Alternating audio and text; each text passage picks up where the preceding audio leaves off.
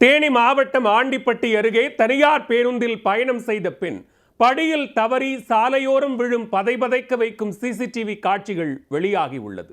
படியில் பயணம் செய்த பெண் நொடியில் விபத்தில் சிக்கியது எப்படி?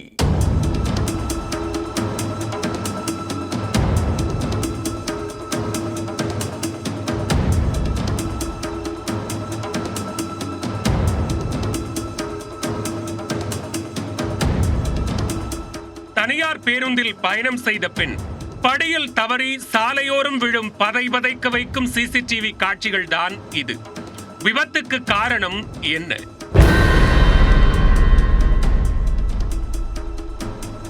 தேனி மாவட்டம் ஆண்டிப்பட்டி தாலுகாவிற்குட்பட்ட கடமலைகுண்டு பகுதியைச் சேர்ந்தவர் 45 வயதான தீபலட்சுமி. இவர் கடந்த 6ஆம் தேதி கடமலைகுண்டிலிருந்து ஆண்டிப்பட்டி செல்ல தனியார் பேருந்தில் பயணம் செய்து கொண்டிருந்தார். பேருந்தில் உட்புறமாக நிறைய இடம் இருந்தும் படியருகே அந்த பெண் பயணித்துக் கொண்டிருந்தார்.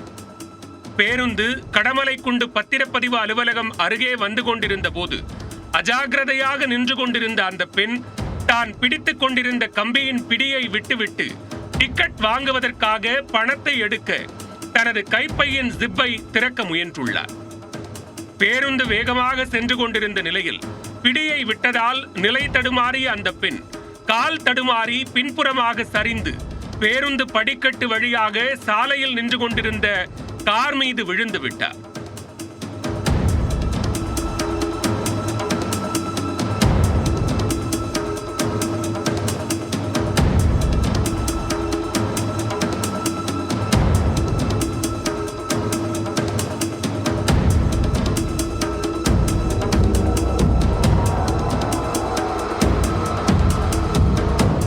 அப்போது அருகே நின்றிருந்த நடத்துனர் அவரை பிடிக்க முயன்றும் முடியாமல் போய்விட்டது.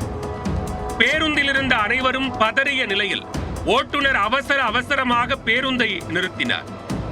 அனைவரும் ஓடிச் சென்று பார்த்தபோது அந்த பெண் அடிபட்டு ரத்தம் வழிந்த நிலையில் சாலையில் கிடந்தார். உடனடியாக அவரை மீட்டு தேனி அரசு மருத்துவக் கல்லூரி மருத்துவமனைக்கு கொண்டு சென்றனர். அங்கு அவருக்கு தீவிர சிகிச்சை அளிக்கப்பட்டு வருகிறது.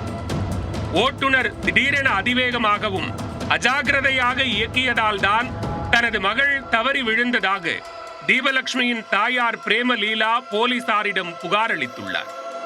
கடமலைகுண்டு போலீசார் பேருந்து ஓட்டுநரான ரஞ்சித்குமார் மீது வழக்கு பதிவு செய்து விசாரணை நடத்தி வருகின்றனர்.